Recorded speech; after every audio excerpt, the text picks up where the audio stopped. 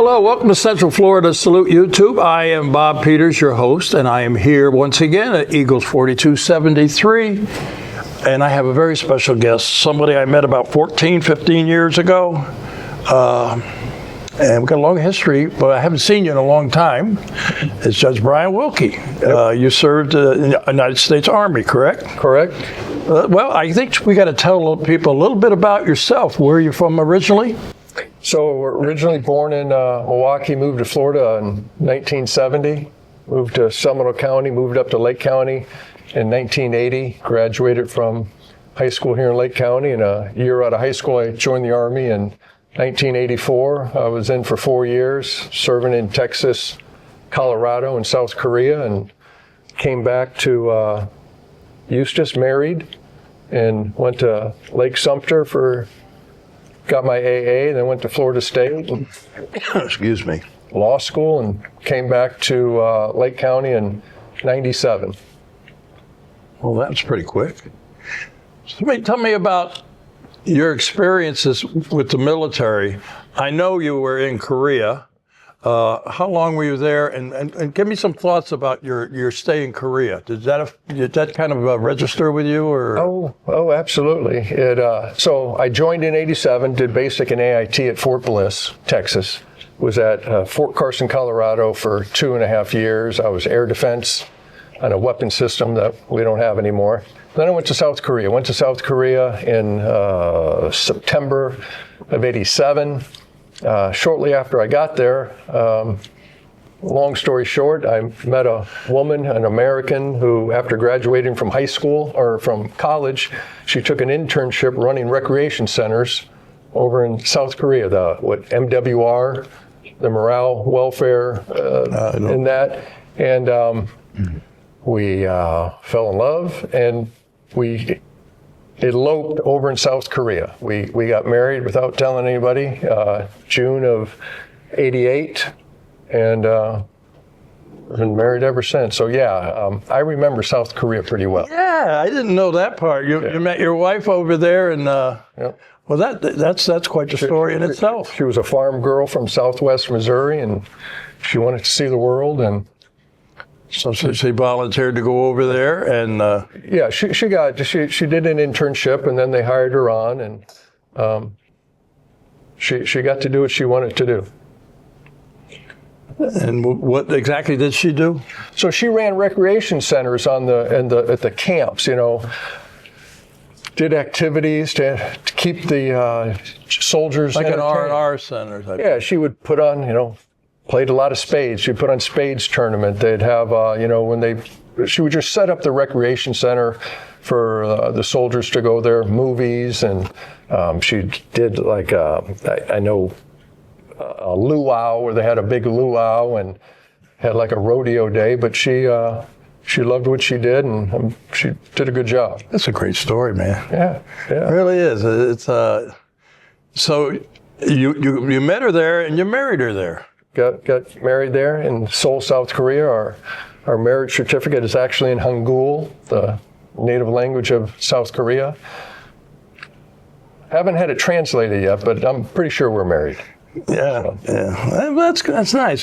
How about when you came back, though? Did you have a formal ceremony with your family? No, we didn't. They say, hey, by the way, here's my husband? Well, actually, my wife called her father that night and said, and I think her father said, well, what did you do today? And I got married. Well, Dad, I got married. So. Wow, that's something else. So how long were you over in South Korea? I was in South Korea for 13 months. And just to tell you, since she was there for over 2.5 years. So was she there after you went home? No, we left together. She was there before I got there. And actually, she would have had left. If we hadn't have met, she was going to be leaving. So she stayed. That's good. That's a nice story, man. So, and you were, what was your job there? I was air defense. I was on a weapon system called Chaparral. It had 4 Sidewinder missiles on a tracked vehicle, and it was short range, and you went out to protect like battalion headquarters, division headquarters, Stinger or Red Eye, and then they developed Stinger, which was the shoulder-launched missiles. Those were in our batteries with us. Did you partake in any of the local activities? You meet some of the people? And No, well, when I was in Thailand, I met a lot of people. no, I didn't go. I met my wife shortly after we got there, and her and I would go to Seoul, go shopping. And the other nice thing is the '88 Olympics were going on at the time, so we went to quite a few. As a civilian, she was able to go and buy the tickets, and on the weekend, if I had the time off, and we'd go to the '88 Olympics. U.S. won the volleyball. Went to swimming, diving, track and field. Carl Lewis. Wow, that's cool.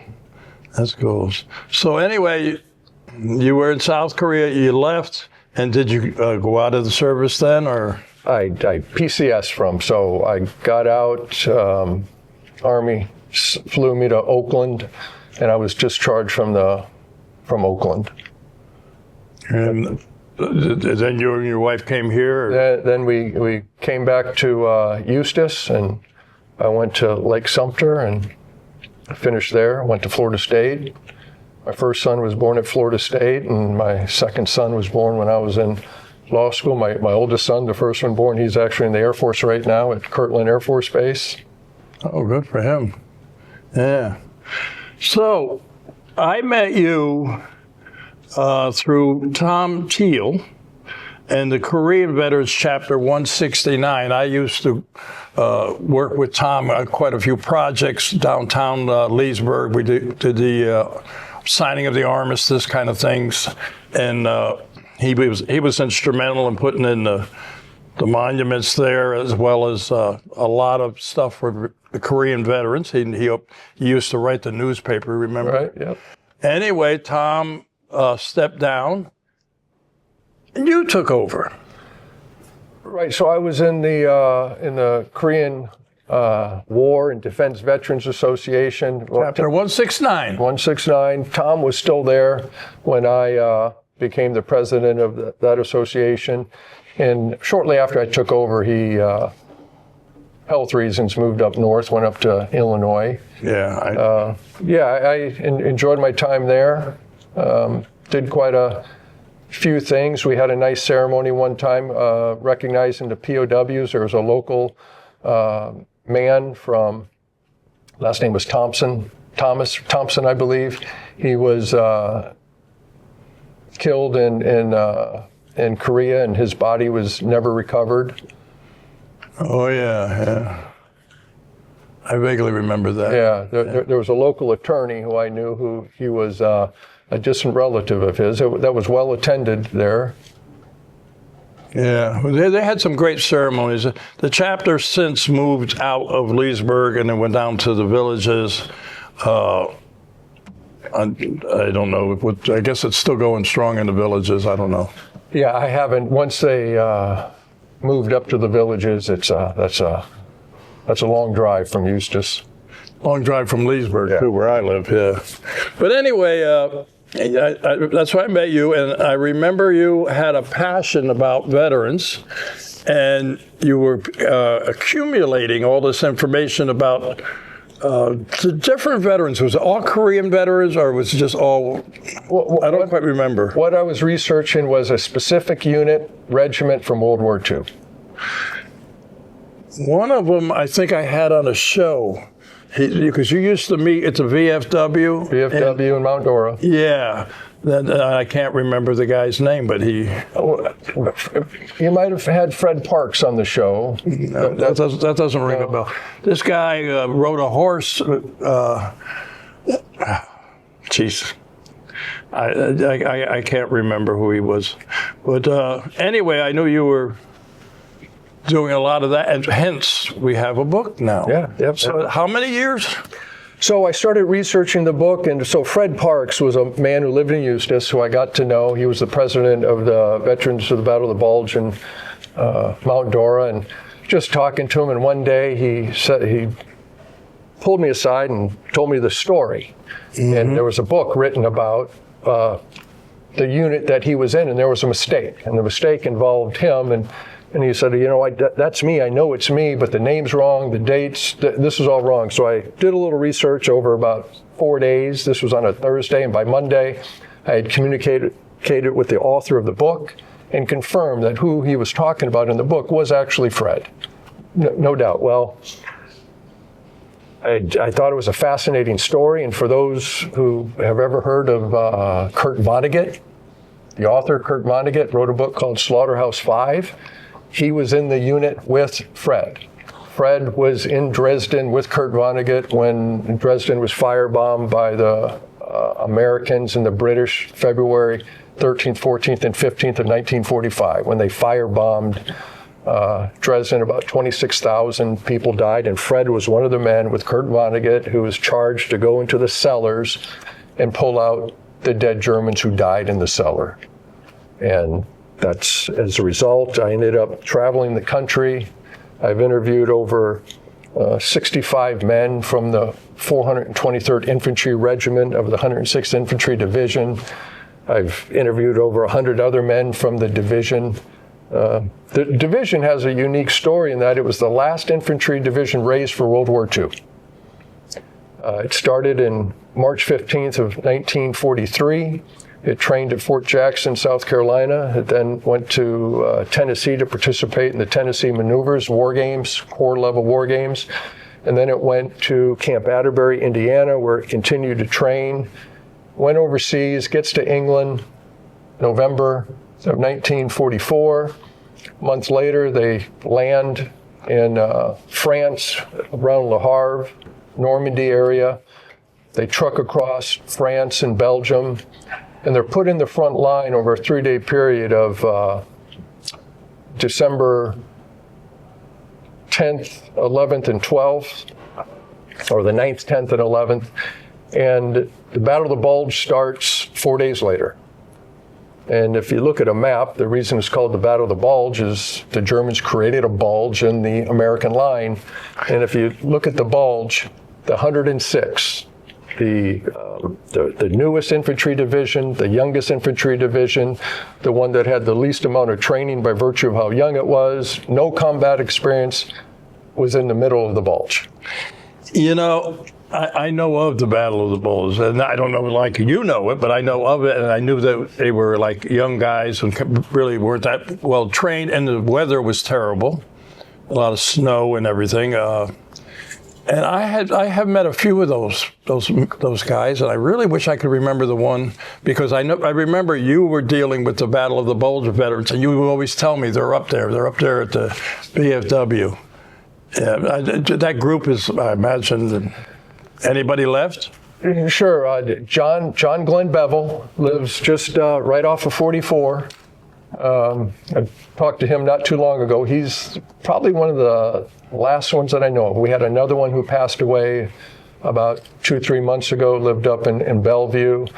But Mr. Bevel he was in the 106th. He was in another regiment, not the one I wrote of. He was in the 424th Infantry Division. And he was captured. He was captured the morning of the first day of the battle, about 10 o'clock in the morning of December 16th, 20-year-old kid. He was from Waldo, just north of Gainesville. Oh, okay. A small town. But yeah, he's still around. So that leads me to ask, where's Waldo? Oh, it's about yeah. So you should know Waldo. I believe Waldo's known to be a speed trap.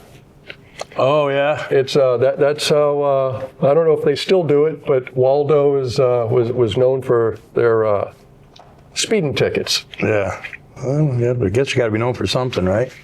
Anyway, is that the book all about this one? So yeah, the book it's well sourced. Virtually everything in the book is double sourced from military documents, interviews, diaries, memoirs, newspapers. I don't cite to any books other than books written by the veterans themselves. So I was telling you that they were in the middle of the Bulge. So the battle starts on December 16th. Two of the infantry regiments, the 423rd and the 422nd, they're surrounded by the end of December 16th, and for 3 days they continue to fight. And on December 19th, independent of each other. Each of the regimental commanders surrendered their regiments, and in total, 7,001 men from the 106 were captured, were POWs. Wow. About 430 were killed, and around 1,200 of them were wounded. And you're talking a division of just over 13,000 men. So almost 8,500 of the 13,000 over half. casualties. Yeah. Yeah. I visited, I did a World War II tour. And the Bulge had to do something with the line. I don't remember with the Germans in this area. That's how I remember it. I don't, exactly. I think you know what I'm talking about. Sure. Well, the Germans' goal was Antwerp, and everybody knows about Bastogne. And the reason Bastogne was a target is because of its road network. All the roads went to Bastogne and went out. And St. Vith is where the 106 was headquartered. And St. Vith was just as important as Bastogne to the Germans. Mm-hmm. The Germans wanted St. Vith. The Germans' goal was to take St. Vith by the end of December 16th, 1944, and it wasn't until the 22nd. So the 106, through history, hasn't had the greatest reputation, but if you look at it objectively, and my book doesn't go over strategy or tactics, but just by virtue of the Germans, even after the battle, Manteuffel, who was one of the German commanders, said, the 106 threw off their entire timeline because, like I said, the Germans wanted St. Vith by the end of December 16th, and it took them 6 days to get St. Vith. And by that time, American reinforcements were able to arrive, and we all know the Germans didn't make it to Antwerp. They were pushed back. I think it took about a month to get them back, to the original line. I think it was January 25th that the Americans or the Allies had pushed the Germans back. Let me ask you this question. I'm into a lot of history myself, military history, and it's primarily due to my family. My uncle was in several of my uncles were in World War II. One of them was on the beaches of Normandy. He got wounded in the leg and then he lost his eye, but he got the Distinguished Service Cross and a bunch of other medals. And he was my mentor when I grew up. And consequently, the family members, there was a lot of World War II and one Korean uncle of mine. So they kind of formulated things. They built the house that I grew up in and everything, so I've always been connected. What connected you with World War II, and your passion? Evidently, you got a lot of passion because I've known you for a while, and you've been doing a lot of research for a lot of years to put this together. Yeah, I've spent weeks at the archives in St. Louis, going through morning reports, personnel files, death files. I've spent a lot of time.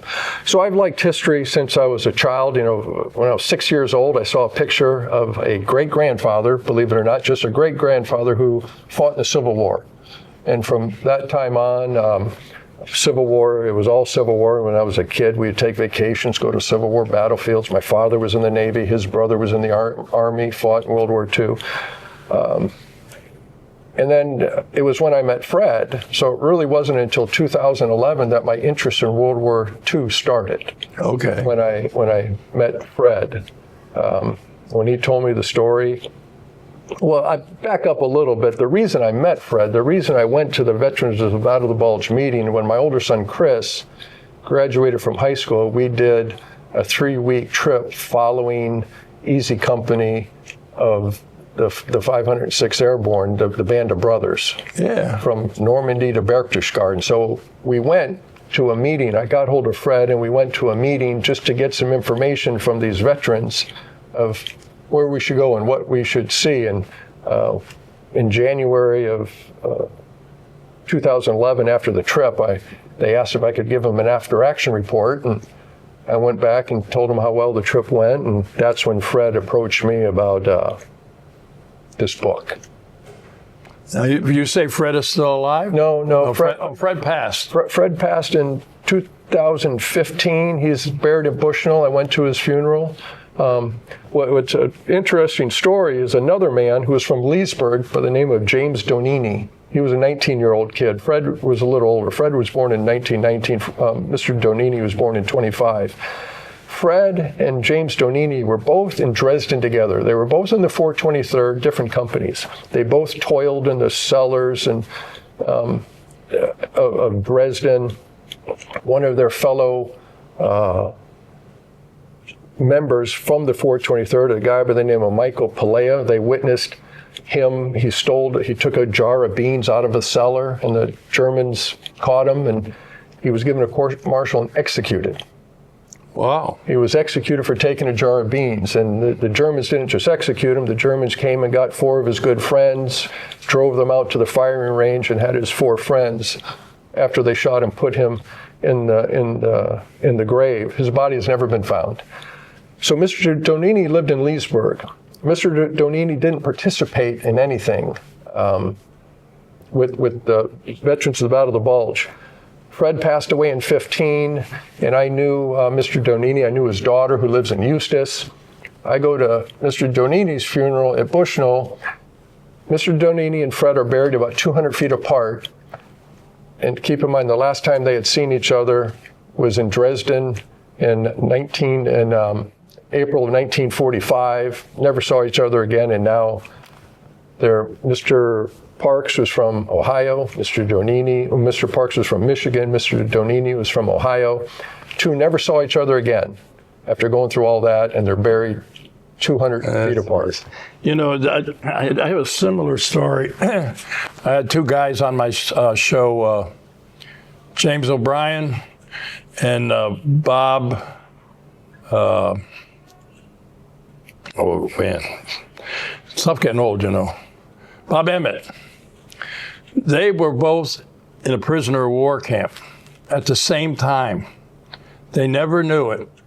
One was from East Coast, one was West Coast. They decided their career was over. They came home. Bob Emmett had quite a story about being shot down and getting caught on fire and all that. And James O'Brien was a fighter pilot. They retired and they moved into Pembroke, and they were 4 houses apart. And one day, one of them was talking about his experience, and the guy goes, "I was there too at the same time." You know, when you get into history, you find a lot of stuff like that. You know. Absolutely. So primarily, this is about one group, right? One infantry regiment. It's called Boys. The 423rd Infantry Regiment. Boys, just boys. And boy, you had to do a lot of work for this, you know.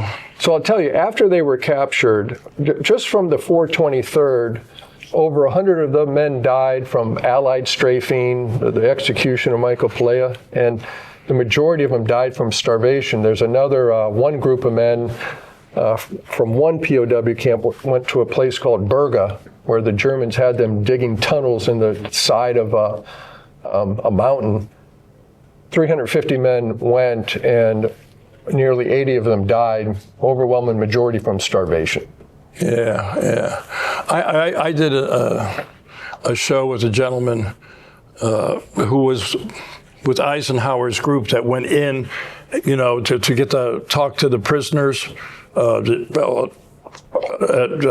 before the troops came to get them out of the concentration camps. Are you talking about the bomb? Where Patton sent the troops to... Yeah. That was the bomb task force. Yeah. So that's involved with these men too. Yeah, well, this guy... you know, you do so many shows. I know.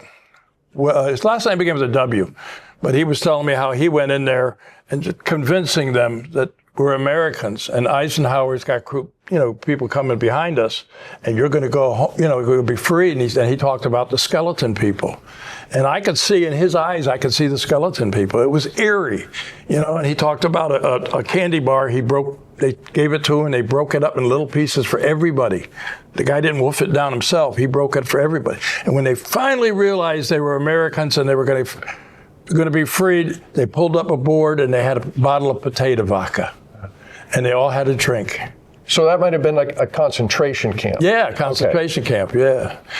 Well, one of Patton's son-in-law was with these guys at one of the POW camps, and Patton sent a task force about a battalion-sized task force, about 60 miles behind German lines, and they liberated the camp, but the Germans wiped him out before they could get back. His name was Lieutenant Colonel Waters, was Patton's son-in-law, who they tried to rescue. Have you ever gone to Europe? Oh, yeah. Yeah. I did a World War II tour about a year ago, a little over a year ago. My brother and I, we went to Dachau. Yep. And by Munich. Yeah, we went to a lot of places: Eagle's Nest, Zeppelin Field, museums, what have you. There's about 5 shows on my YouTube channel. I took all this footage, and my brother took footage, and that lady that's sitting over there, I gave her a box full of stuff, and I said, make some shows out of this for me, Sue. And she did a great job. But Dachau, you talk about those with the concentration camps, and they tell them they're going to go take a shower, and they gassed them. But I did not know, behind the gas chambers there was a wall. So when they're around there, they called the blood wall. And then what they would do is the Germans would get any Russians, and that was the target practice, was the Russians. I mean, there's so much. You got to love history like I love history, probably more. But yeah, this is an exciting looking book, and you got a lot of. Now, is it basically, it's about an outfit? Is this so many soldiers, or so? How's it work? A standard infantry regiment. Each division had 3 infantry regiments, and then they had 4 battalions of artillery and all the other support troops. But each infantry regiment had a little over 3,000 men by the TO&E, by the book. So that's what this is about. I don't talk about all 3,000 men. I was going to say it'd be. There's probably about 250 men that I mentioned. There's another man in this book who was from Umatilla by the name of Johnny Webb, who's from a large family in Umatilla, and he was a sergeant at camp. He became a sergeant at Camp Atterbury. And on the, can't remember, it was the 18th or the 19th of December, he was shot and killed. And you asked if I've been over there. I just got back again in December. I was over there for some ceremonies. Johnny is buried at Henri Chapelle, one of the American cemeteries in Belgium. So we visited. So there's about 87 men in here who died from the regiment, who are still buried over in Europe at 6 different cemeteries between France, Netherlands, and Belgium. And this past December, my wife and I, we visited, and let me step back, there's about 104 men who are buried over there. My wife and I visited 87 of their graves and got a picture at 3 of the cemeteries. There's still 3 cemeteries that I need to get back to. And oh, I tell you, it was very moving. We did a tour, my brother and I, and we went to, like I said, Dachau and all these other places, but we did a lot of the cemeteries. And Patton's grave. In Luxembourg. My brother and I had our pictures taken at Patton's grave. And he died in an automobile accident, and he wanted to be buried with his men. So I have a picture at home of me standing by his grave saluting. And I also saw the grave of the Desert Fox, Rommel. Oh. You know about the story of Rommel. Sure. For those who don't know, Rommel was given a choice: either commit suicide or we're going to kill you. And he committed suicide. And I visited the German his grave site too. There's so much history over there. It's unbelievable, isn't it? It's amazing, the history, and not just World War II. It goes, and all the World War I history is right there, ancient history. St. Vith, the town that these men were defending, was an ancient walled city from around 1000. And unfortunately, when the Americans were trying to push the Germans out, the Americans leveled the city. It's still a beautiful town. There's a few pieces of the walls, the ramparts that are still standing, but it's unfortunate. You think it would just look like Dresden was an ancient town and untouched until February of 1945, and it was wiped out. You know, what amazes me was when you look at all the old photographs and how these cities and towns were all leveled, like you say, and then to go there now and see how they all got rebuilt and how beautiful they are. You know, the people would take the bricks and knock the old cement off and rebuild everything. It was beautiful. They didn't waste. You're going to have to watch YouTube. You're going to have to go on my YouTube channel. I'll watch it. Okay. So you finished this book, and it took you a lot of years, right? So I started the research in January of 2011. In 2013, I started writing the book. But then in 2015, I ran for office, ran for judge. So I stopped the writing. The book was just about done in 2015. And then I was elected, so I still couldn't spend a whole lot of time on the book. And then I was elevated to the circuit court, still didn't have the time. But when COVID hit, I was able to get back into it a little bit, had a little time to start it up, and I managed to get it done. Is there any one particular part of this book that's your favorite? No. You know? No, you know, there. I mean, one you really want to talk about. No, well, Fred, he's the one who started it all. If it wasn't for him, I wouldn't have wrote the book. And, you know, all these men, I know them. I would call them on their birthdays every year once we met them. I mean, Fred, I know his anniversary.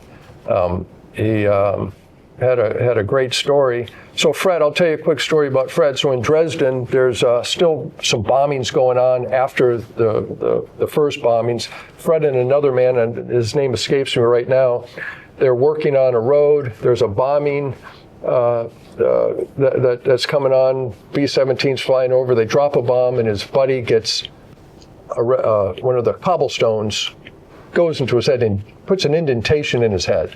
Wow. Fred goes to get a doctor, take him to the hospital. He doesn't see him. That's the last time he sees him. So Fred comes home to the States. He goes back home to his wife, Marie. And all these POWs, what would happen is they would be liberated. They'd go to Camp Lucky Strike in Le Havre, France, just outside of Le Havre.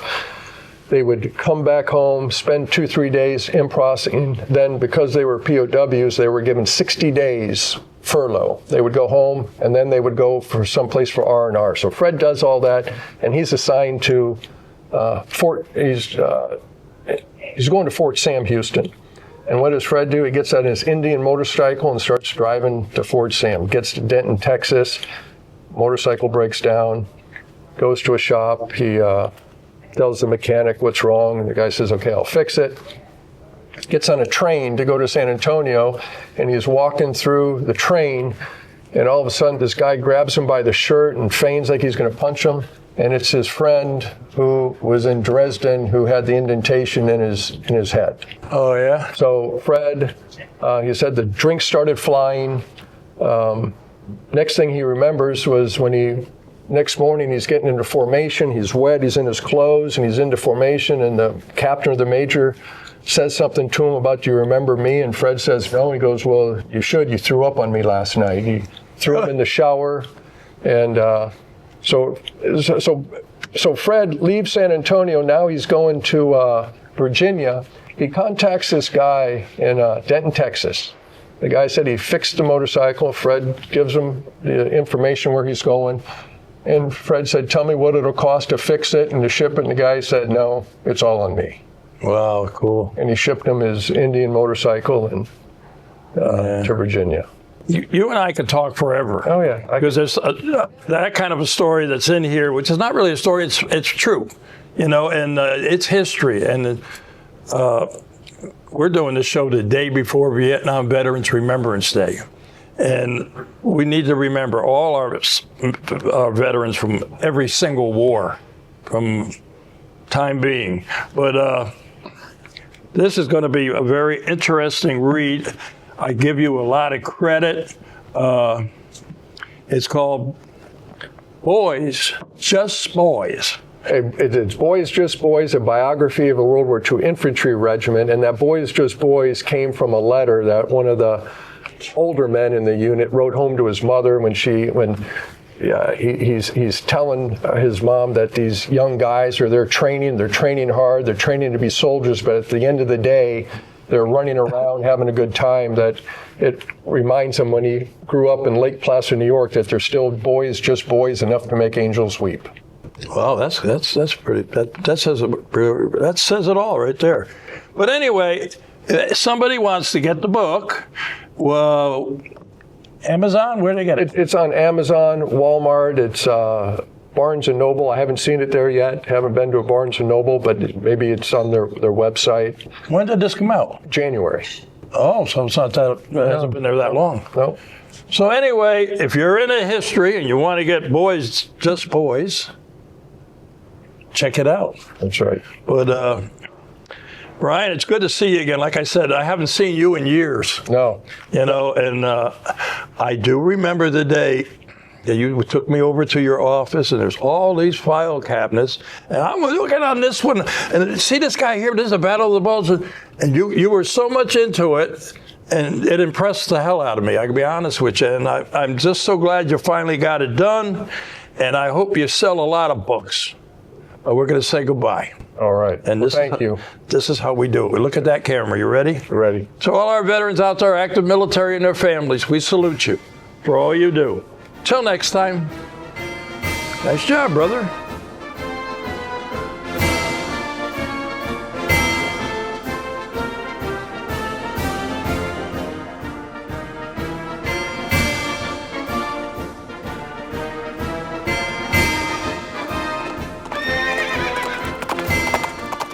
Today I'm at AMVETS Post 2006, a major sponsor of Central Florida Salute.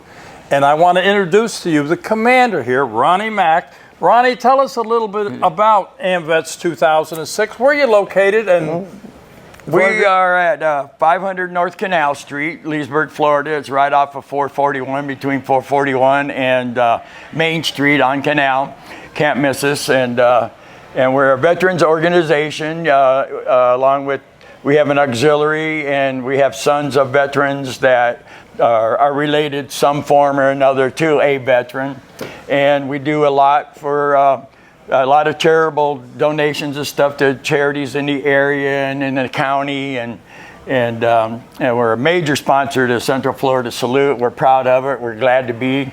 You guys do a heck of a job, and we'll sponsor you as long as I'm here. We're going to sponsor you. So. Well, I'll tell you what, we do. Sue and I really appreciate it. We're a two-person operation, and what we try to do with education and supporting our veterans community, and you supporting us, is major thing. It's major. We're glad to do it, Bob. We're glad to do it. And you have sons here. You have auxiliary here. You've got a website too if somebody wants to join. Yep, it's don't punch into www. It's amvets-2006.org, and it'll take you right to our website, Facebook page, and all that's there, and you'll be able to find that. The webmaster, he tries to get the calendar on there every month, anything pertinent. There's a lot of other links on there for veterans to find out where to get help for certain claims and stuff like that. Our webmaster's really into that stuff. That's the guy you ought to be interviewing right there. So, well, you know what, he's got Ronnie? a lot of stuff. You have a lot of clout. You tell him to talk to me, and we'll get him on the show. Okay? I can do that. All right. But I just want to, on behalf of Sue and myself, we want to thank AMVETS 2006 because you guys are the major players behind us, and we appreciate it. But we just wish we could do more. We really do.